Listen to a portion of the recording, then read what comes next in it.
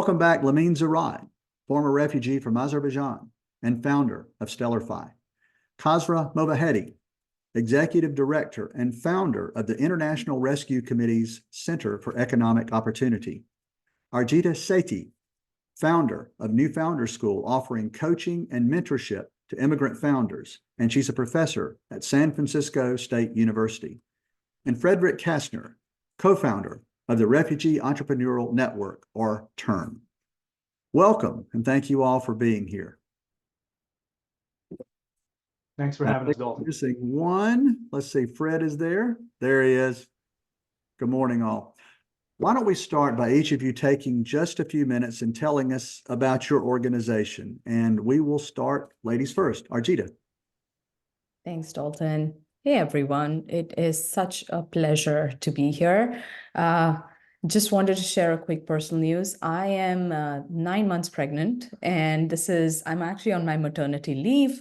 But when I got to know about this summit from Dalton, I was like, I'm going to make it happen. This is my life's work, my legacy. I'm going to be here. And that's why I'm here. I'm Arjita Sethi, and I'm originally from India. I built my first business at 16 in India, and then moved to Silicon Valley and did my master's in social entrepreneurship to build a venture-backed AI tech company that helped kids from around the world learn and get skills to thrive. While building that, I burnt out. As an immigrant, I didn't have resources or network. I had put in everything. And then I realized I need to build something for unconventional founders. I need to build something for people who don't have networks, who go to a new place and try to build a life and try to create an impact. And that's where New Founders School came up. We are a business school for unconventional entrepreneurs, focusing especially on immigrant entrepreneurs, because we have unique struggles where we don't have the financial and psychological security. We have visa issues. We don't have the network support and access. So I've been working on that for past 3 years now. We've supported 500 entrepreneurs, 100 of them I have personally helped and launch and grow their ideas. And I am here to share everything that we help entrepreneurs with at New Founder Schools so that we can scale our impact. And thank you for having me, Dalton. Arjita, thank you. And when your child is born, be sure to thank that baby for allowing you to be with us today. Okay, that is wonderful. Kasra, how about you go next? Sure. Good afternoon. My name is Kasra Movahedi. I'm the executive director of IRC's Center for Economic Opportunity. It's an honor and a pleasure to be here with you all today.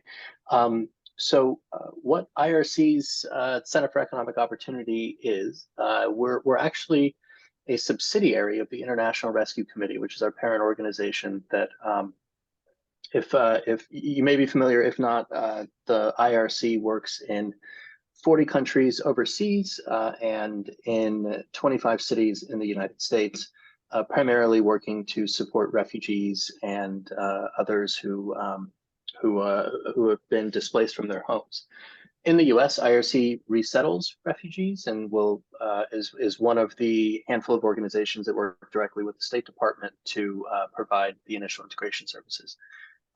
What we do is we are a financial institution that does kind of the back-end lending, provides access to capital, first full service loan management, and we lend through IRC's offices where clients are already kind of comfortable walking in, accessing services. There's a high degree of linguistic and cultural competence.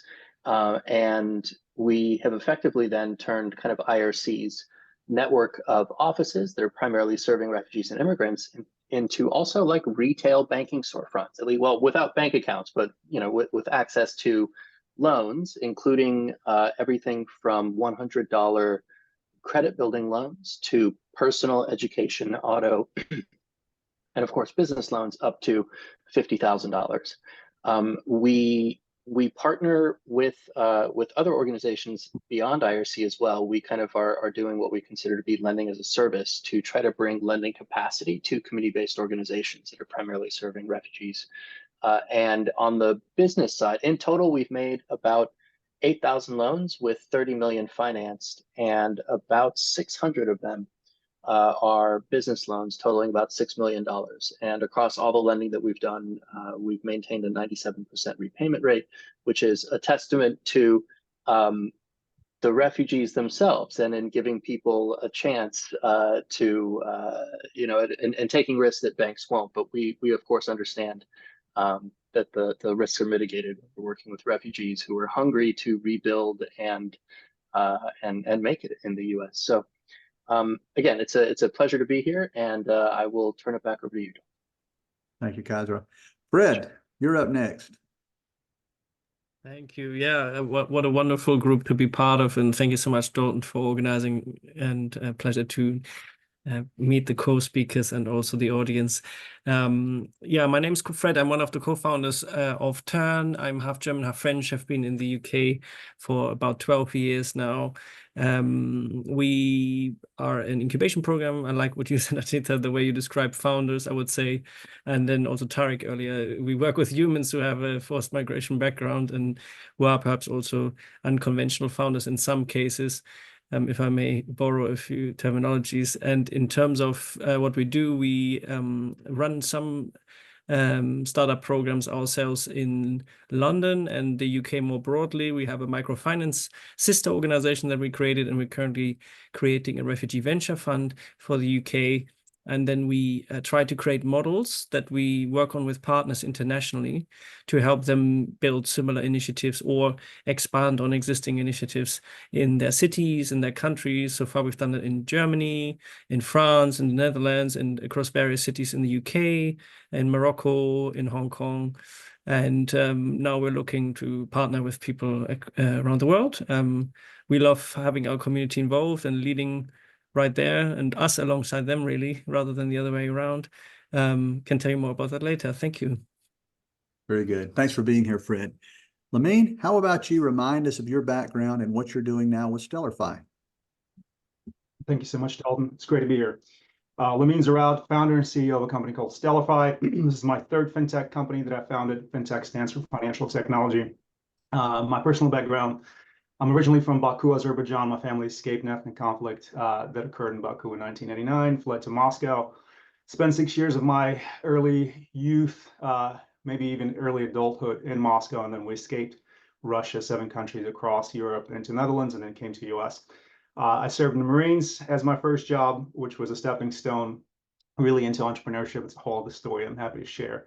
And then decided that, I really wanted to build a company to help folks who are, like me, interested in entrepreneurship. So we started our very first neobank, or kind of a challenger bank, back in 2015. Then I built another company called Joust with freelancers. And now we're working on a company that allows really everyday Americans to build credit and pay their bills.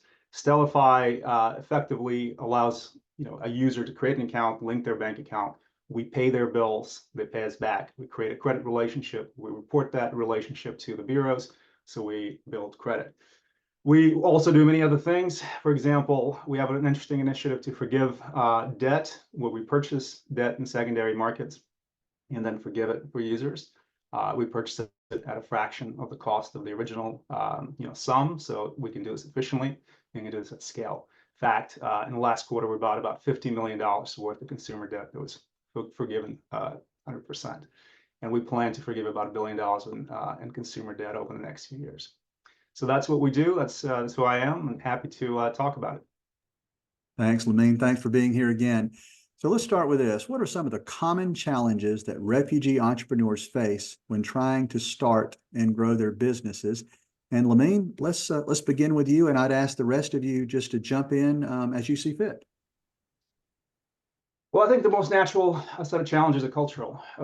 Just by definition, being a refugee, being an immigrant, you have to assimilate. You have to figure out cultural, framework and the landscape. I can speak from a personal experience. Every journey is unique and different, and we usually come to a country with different kinds of baggage, and so generally speaking, you really have to figure out how the landscape is oriented and how it works. And for me, joining the military was actually a really good stepping stone. It's sort of counterintuitive. Military is a regimented or kind of an institution, but it gave me 4 years to figure out hey, what are the underpinnings of the American dream? What do you need to know about this country? And, you know, I studied business and finance, and that gave me sort of an upper hand when I left the military to then, you know, go down that path, you know, as a financier. I think integrating culturally is critical. Linguistically, you have to figure out, you know, where you live, you know, what, how to speak the language, right, so to speak, how to talk the talk, because you have to build a network.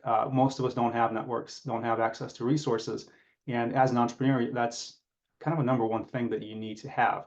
When I started my first business, I didn't have a real network, but I did go to grad school, and so I had, you know, a grad school network, which proved to be extremely valuable, and I had no idea how valuable it was at the time. And so if I didn't go to school, I don't think I would have been able to, you know, start a business and be successful. And so in any case, I think that's kind of what you need to figure out. You need to really culturally start thinking about assimilation and thinking about all the resources and tools out there as part of the milieu, if you will.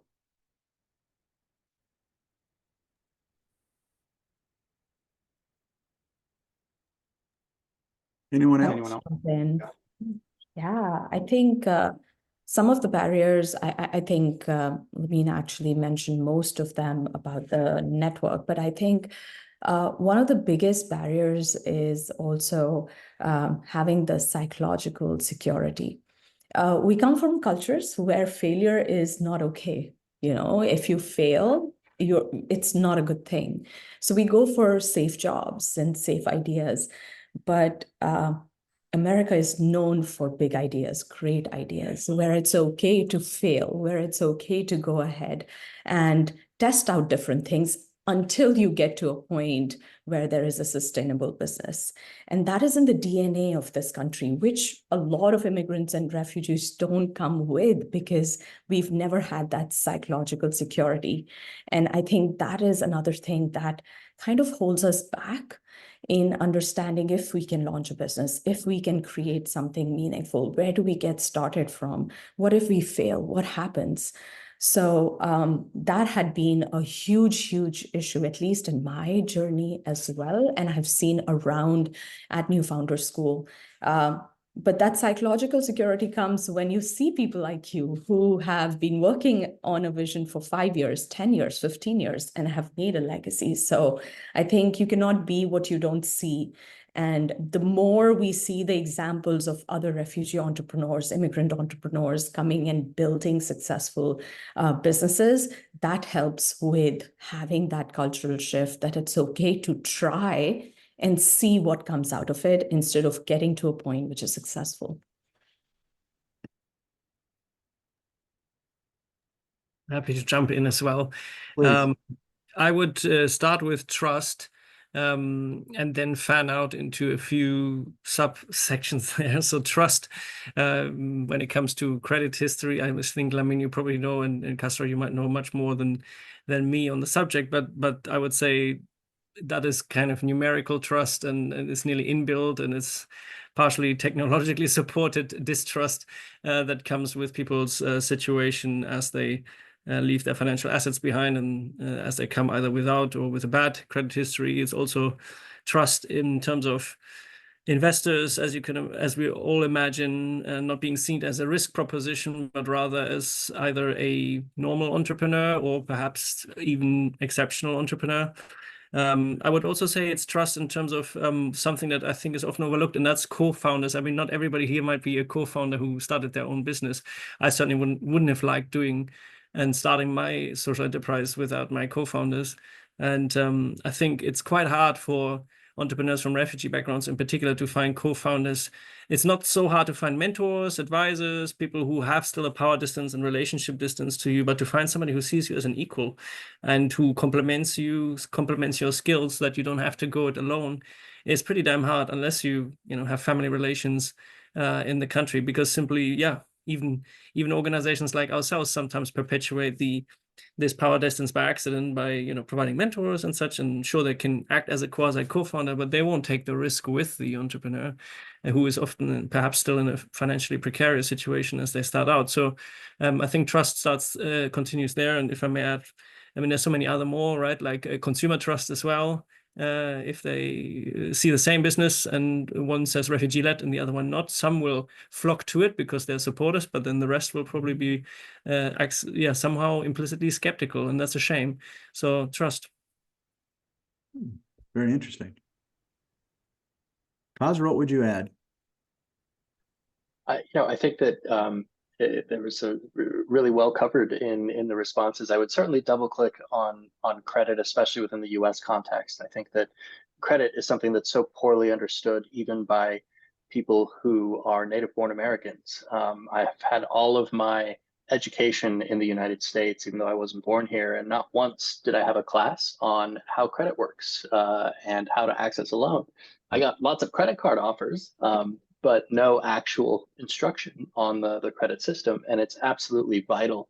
And it's important to start early. I think that most painting in broad brushstrokes, right? But most refugees, it takes several years before you kind of, to Lamine's point, before you get comfortable and integrated and start to figure out like which way is up and which way is down before you want to start a business. And if you only start thinking about building credit at that point, or try to access capital without credit at that point, you're going to immediately hit into delays. And so finding ways to more rapidly kind of not only integrate, but also learn about the credit system and begin building it such that by the time you need it, you have it in place. So Kasra, That's usually my pitch. I'm sorry, Lamine. What was that? So that's usually my pitch. So thanks for that. We need to talk. Can I add a little bit to this if we have some time? Yes. I think it's really important to understand what that means. There's sort of mechanical composition of your credit score that is very, very, very important, and I don't want to undermine this. But let's talk about the American dream as a concept. It is algorithmic in many different ways. What does it mean? It's American dream, sort of like distillation of choices that then results in positive things, right? That's what we sort of chase, the sort of success, at least in the context of business success. Schools you go to, what you study, the jobs you have, and so forth. Credit works in the same way. FICO score, Vantage scores. They take certain historical actions and they distill it into numerical values and composite values. And I think for anyone, but especially for immigrants and refugees, you need to think about it. You need to think about it algorithmically. Choices that you make that then build trust, that then sort of turn into this value for you, be it a numerical value that is a credit score or some sort of a business outcome. That's a good lesson for all consumers and business owners or potential business founders to think about in terms of credit. And I have to echo what Kasra is saying. I'm not sure in our educational system, we do a very good job of teaching students at any level about personal finance. It's often overlooked. But Kasra, I have to ask you so people will appreciate the fact that the CEO is actually a community development financial institution. And you are lending to people that either have no credit or bad credit, people that could not get a loan from anyone else, yet you have a 97% repayment rate. Could you explain that?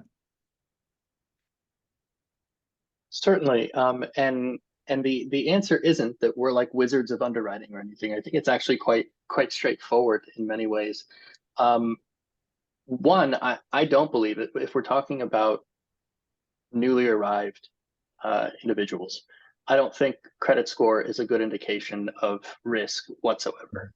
It's mostly an indication of maybe the knowledge they had over those first 2 years, but not indicative of ability to repay. And so it's really easy for us to disregard credit score altogether.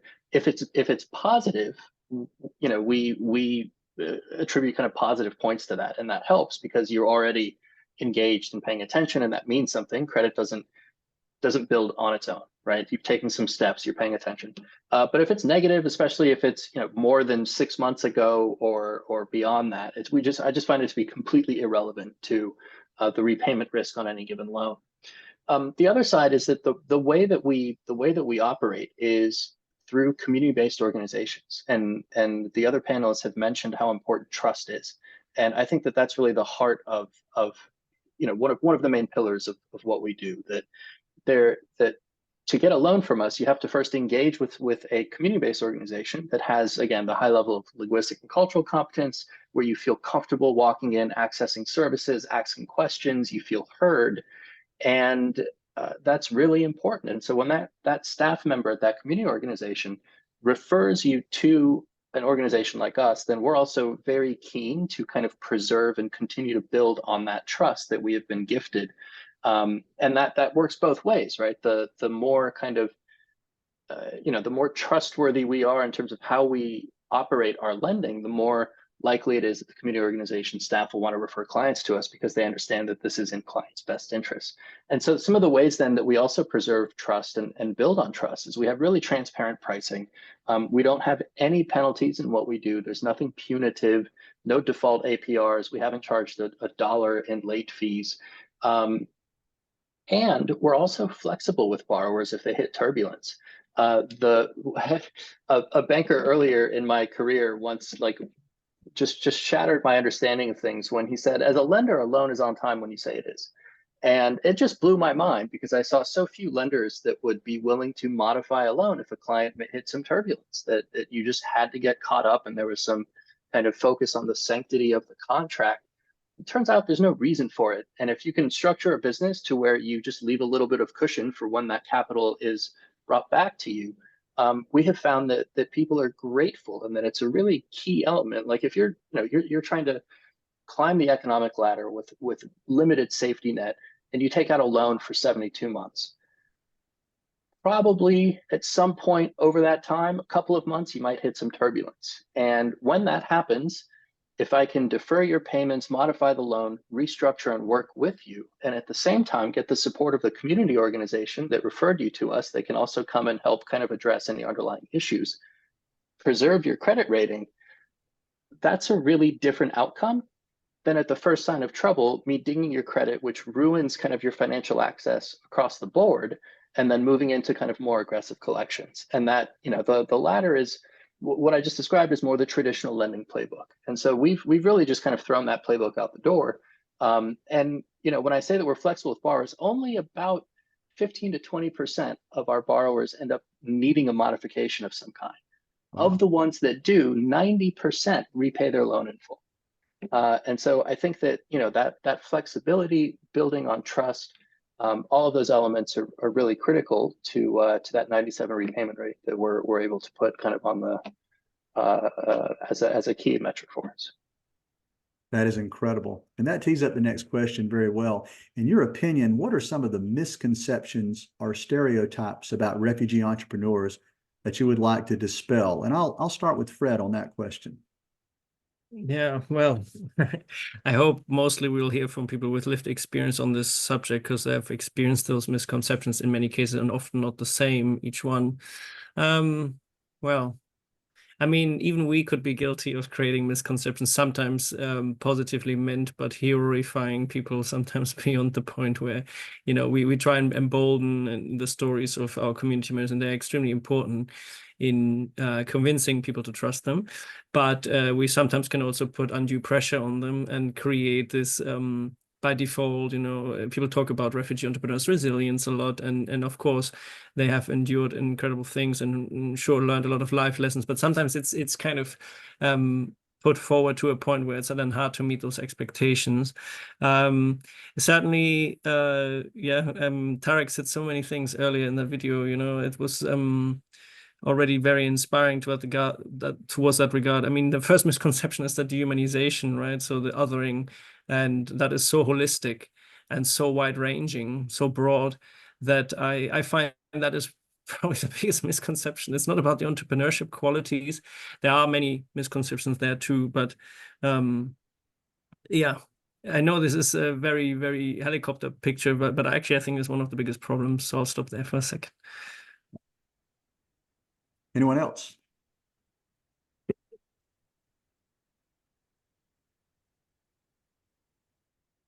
So, Lamine, I believe you mentioned something about the way people look at refugee entrepreneurs compared to when they find out, oh, they're a refugee or they're an immigrant, instead of maybe being born in the country. There's this immediate aversion or thinking there's something different about that, instead of looking at that person as a business leader or looking at the business as a business case. Are we having success in overcoming that now, or is there still some stigma attached? I don't actually think that people think that way. People don't think of refugees as some sort of a meme, right?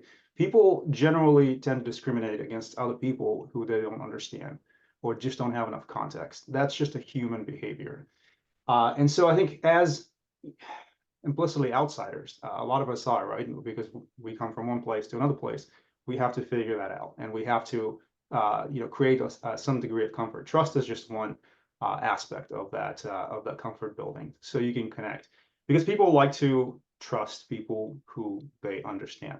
When I was a bank regulator, and I haven't mentioned that from my background, I used to go to different banks. I supervised nationally chartered banks. Some of them are $20 million asset banks, others, $50 billion asset banks. And when we looked at the banking lending portfolios, some of the smaller banks outperformed the big banks. And we couldn't figure out why. They didn't have the tools or the know-how. But the lenders, the credit officers, knew these individuals in the community. They knew exactly who they were. They knew what church they went to. Sometimes they went to the same church. They knew their parents, and they knew the behavioral patterns. So they trusted them. They gave them money, and they knew how to collect that money back. I think that's what you have to do as a refugee founder, if you will, if you want to put that moniker. You have to paint the picture. You have to paint a picture that's contextualized in who you are, your character, your abilities, your background. So you have a series of signals. I think everyone has to do that, right? And this is why people make decisions professionally that they do. And this is how people, climb corporate ladders. You have to create a series of signals that paint a picture and project it forward. And then people make choices based on, that projection. I'm going to build on what Lamine said a little bit, where I think we have to go ahead and understand that even I, as an immigrant, I try to see people like me around and get help from them initially. And that's a very, very normal thing to do. So what we as immigrants and refugees need to know, that we have something very special. My dad was in the army for 22 years, and he taught me that this was part of his training. And he said, you have the tolerance for ambiguity. You've seen mad things out there and you've survived them. So no matter what, you are going to be okay. And I think that's the flip we need to do. I don't think I've not experienced explicit bias or somebody trying to deliberately be mean or not help me or support me. I think it is more coming from, we're different individuals and we need to connect on the same wavelength.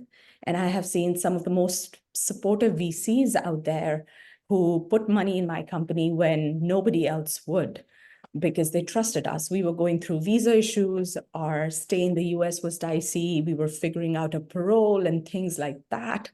And they trusted us. They put money. So I can vouch for the thing, at least with my lived experience. But we have to know we have that tolerance for ambiguity, and we can connect with people. We can connect at a human level, but at the end of it, we also have to understand entrepreneurship is business. It's great to have the human connection, but at the end of the day, it is numbers. And we need to understand that anybody who is making a choice of giving us a loan or giving us funding or helping us grow, investing in our company, they are looking at the bottom line, which is how are they going to go ahead and make money?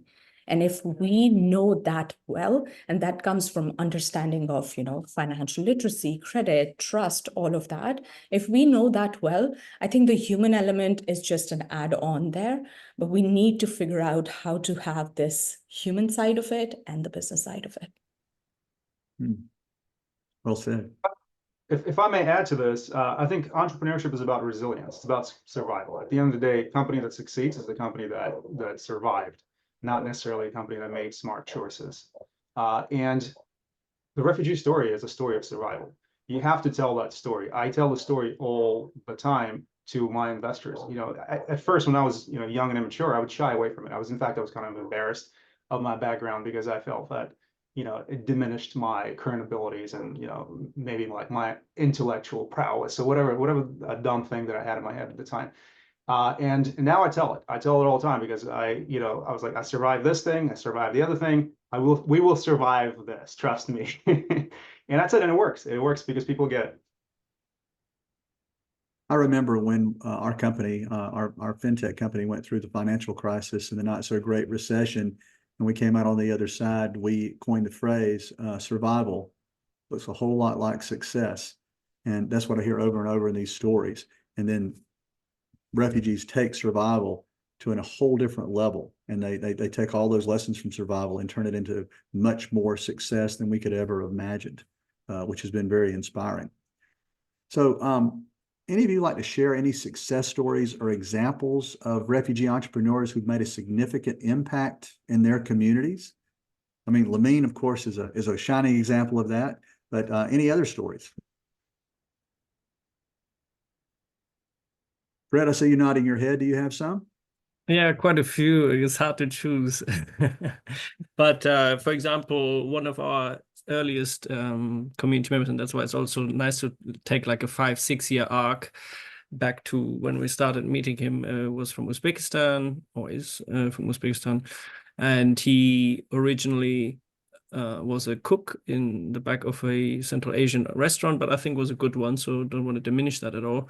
So he was a head chef, and he wanted to start a burger restaurant of all things, because he was thinking, okay, I'm good at cooking, what sells fast? Burgers. And then he wanted to start off the back of that kitchen, instead of, he understood he shouldn't put all the risk into new premises. And we met with him and started working with him. And the idea quickly morphed back into using his cultural advantages of cooking cuisines that were not yet well represented in London. And what we did with him was to analyze where did he want to go, and then we tried to find market opportunities as the first thing. And we realized, okay, to be trusted by market providers in London, street food markets, for example, he would first need to build a bit of a profile. So we set a really ambitious target for him to trade in one of the most popular food markets. But we said, okay, let's reverse engineer from there. Now, not only did he go on to all those markets over time that we laid out, and he always kept improving and smashing it, as we say in the UK. I will share an anecdote. He was once at a panel discussion with Jack Dorsey for Jack Dorsey's payment gateway company.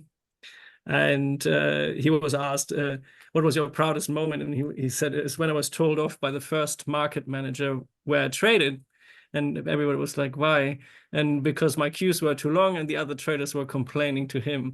And typical dry humor. Anyway, fast forward today, and not only does he employ around 50 people, most of them have come from a migrant background, but he also gives back to the community in various different ways. We sometimes work together and partner up with his business to do Christmas markets by the Thames in London. I'm sure many of you have visited. And he gives around 15 to 30% of the profits to TERN, and we pass them on lossless to the next generation of community entrepreneurs who just need a bit of a first pick-me-up, and it's just a grant, and they buy their first equipment or such, or their first stall from that. So it's great. And sorry, this one is relatively long, but I just want to share this. I was at the big festival in Hyde Park in London, where Pearl Jam were playing, and I was thinking, oh, great day, super food traders. And I was thinking, I don't know if Oshpas, that's his business, is here today, actually, because he's so autonomous. He doesn't need us unless he needs us, in very specific moments nowadays. But then I look around, and then there he is, and I can't reveal how much he was trading for every week and how many. I can say there were, 10 people on site, and there he was waving, had a chat. And it's just amazing to see people doing much more than you even expected. So now he's far surpassed the goals he set at the beginning, and it's just very inspiring. And there's so many of those stories, which is always great. That is incredible. That is incredible. Kasra, do you have a story to share or two? Sure, I can do two quick ones, both out of San Diego. One was an Ethiopian woman who had some children and wanted to start an in-home childcare business. And we initially ran into lots of issues with her landlord at the time, and she ultimately ended up moving to a different apartment and started out this in-home childcare business while her husband was also then working as a taxi driver with a very modest loan, and we provided kind of some just basic support. And a few years later, probably about 5 years later, she and we didn't really hear from her for a bit. And 5 years later, she came back for a loan and she was requesting a loan to build a children's play set in her backyard. And I was like, oh, well, that's great. Do you have permission from the landlord? And she's like, oh no, we bought a home. And we're going, and the business is going great. And she had extended to a large childcare license and wanted to build a play set for the kids in her yard to add value for her business. And that was really, really incredible. And just another quick story was when he started, he was in his early 20s, a Somali gentleman who worked with a collaborative of other Somalis, including some Somali elders, to establish a company that went after taxi cab medallions in San Diego when at the time they had issued some more medallions. That business was doing well, but with the advent of gig economy work and Uber, et cetera, it was, the writing's on the wall that it's going to be nowhere near as lucrative as maybe it once was. And he pivoted into beginning to not just drive for Uber, but to kind of leverage the network and the vehicles that they had towards an Uber business. The last time that I saw him in San Diego, and at some point, we tend to just kind of lose touch after a while. I think to Fred's point, they don't need us anymore, and they go up, which is great, right? And the last time I saw him was in San Diego. He happened to be kind of at in a place where I was, and I was talking to him, and he mentioned that they had over 25 cars in their fleet, and that he was generating millions of dollars of revenue a year from that Uber business and creating jobs for lots of others in the local community. And it's just a fantastic story. Wow. Amazing. Arjita? I have two immigrant stories, actually. So one immigrant, and both of them have been through New Founder School, and we're still in touch, and they are doing amazing things. One was this immigrant female founder who was raised in a very conservative part of India, and she got married. Luckily, her husband moved to the US, where she could start learning about AI and data analytics because she couldn't get a job because her visa wouldn't allow that. And she learned everything, and she studied all free courses, all of that, got a great job because, now she knew so much. But then she realized that she also wanted to teach others, because going to a business school was anywhere between $20,000 to $100,000 to teach or learn these skills. And she literally just started an Instagram page talking about it, which grew over to almost 150,000 people. And now she has courses that are sold out, and the courses are $25. So instead of spending $10,000, $50,000 to become data analytics engineer or AI engineer, you're paying $25. You're paying $100, and people from all over the country, they are joining her courses, and they're sold out, which was so phenomenal. I cannot believe what she would have done had she been back in India in a place that wouldn't have given her that exposure. So really great story. Another founder, she came to the US, got married, and had some issues, became homeless, lived at the airport for a while, had no job, no visa, separated, and then figured out her visa, switched to a refugee status and figured out her visa, and got a minimum paying job.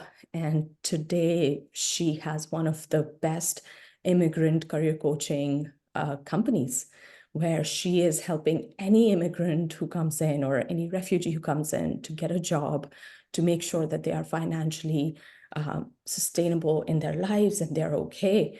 And she's been featured on NBC and TV channels and Forbes and Entrepreneur magazine.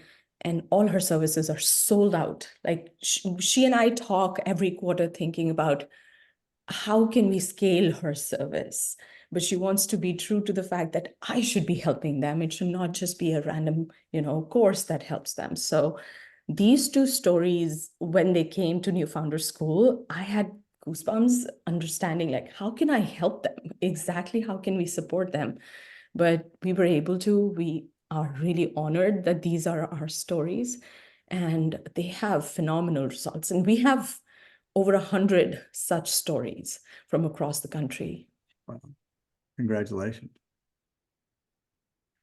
So in our last few minutes, I want you to understand that the sponsors behind this summit, Rotarians, they are people of action. And we want to give them some tangible opportunities so that interested individuals and groups can get involved in supporting refugee entrepreneurs.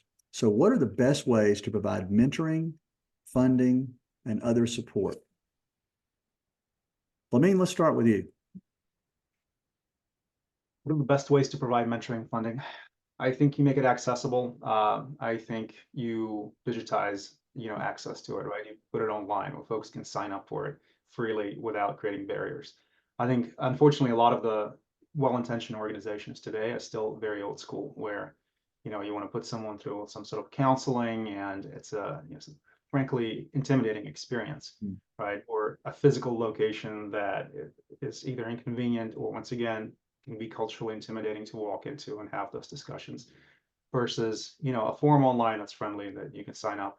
And then you can, if your process requires kind of a human interaction, then you can follow through in phases, but at least you get someone to open up, in a way that's now fairly common. Okay. Fred, what would you say? Yeah, I mean, if I can say, if it could be refugee-led, that would be fantastic, or refugee co-led, co-designed, of course, but also simply led and delivered by staff members. It was good to hear about IRC's culturally aware and linguistically competent support as well, which is a component of that. And then there's the lived experience and the sense of belonging, perhaps in a group of supporters and professionals, or even volunteers with that background. So we should invest in that talent into our organizations all the way through, and also in our volunteer basis if we have any. I'll stop there for now. Kasra? Sure. I think that, from an investment side, there's opportunities to make impact investments, to offer kind of capital at concessionary rates to organizations that have a demonstrated ability to deploy the capital to targeted communities, and a couple of resources that can support fair, in full disclosure, we're one of those organizations, but there's also the CDFI fund, which has a network of community development financial institutions across the US, many of which work with specific populations and specific geographies. They could be really great conduits for connecting people to capital. I think the mentorship networking is incredibly helpful. And especially if there is, overlap in the sector that the entrepreneur is interested in. Those types of kind of links can be a little bit harder to match make, but I've also seen it be really, really supportive when it does happen. I would go ahead. I have a huge list here, but the first thing that I would say is collaboration of the ecosystem. What I mean by that is there are organizations right here in the panel now. There are organizations that are funding entrepreneurs, and there are organizations that are training entrepreneurs and supporting and educating. But there needs to be this collaboration where, what if we work together, so that if somebody is coming for funding and we see in their business plan something's missing, they can go ahead and get mentorship around that. Or we see, oh, this is a great business, they're already creating this revenue, they're right for the funding stage to scale. Let's go ahead and partner with this organization to get them that kind of funding. I think that is one thing that is direly needed. The second thing is, we talk about funding and mentorship at a certain stage of business. Most of the times, these entrepreneurs have gone through 0 to 1 themselves. So it is only at the stage where they go from 1 to 2, they get access to accelerators, they get access to education, network, or funding. I think the question is, how can we nurture them early on so that more businesses can thrive? Because the number of businesses that fail from 0 to 1 are huge. It's a huge, huge number right there. And maybe just with a little bit of financial support or mentorship support, they could have reached that point. That would be something. And lastly, I think I loved what Lamine said. It has to be digital. I went to business school, and the one thing the business school did not teach me was how to do business. It taught me how to be a great employee, told me how to create Excel sheets and be an accountant. It taught me how to be a good product manager. It never taught me how to do business. And that was one of the reasons that New Founder School started. I was like, let's just focus on helping them get to a business. So I think there needs to be more of such organization, or we exist. Send people to us. If there are people who don't want to spend $100,000 in a business school and want to just spend under $10,000 and get educated and have a viable business. So I think that collaboration and understanding that we need more of these ideas, because refugees bring such unique perspectives. Immigrants bring such unique perspectives.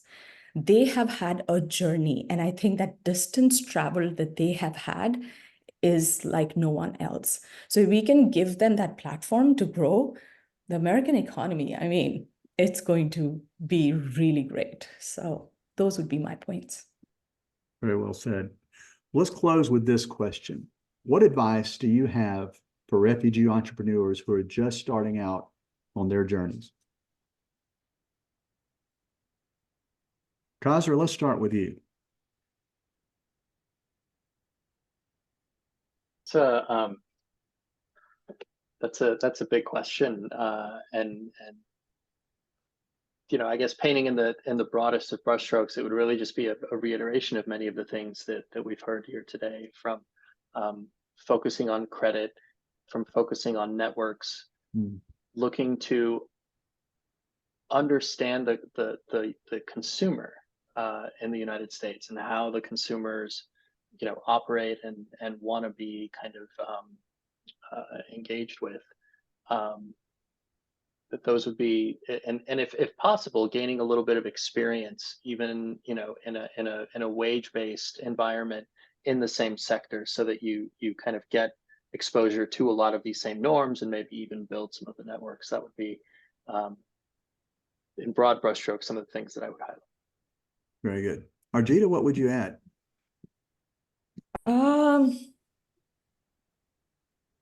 think I answered this question already with the last question, Dalton, you said. So I am out of ideas right now on that, but I think I'm going to go ahead. If we can take away anything from this panel today, and I've been connecting with folks on chat, if each one of us connects with 2 other people, because our missions are so aligned, I think that would be a powerful thing and create a ripple effect for any refugee, any immigrant there.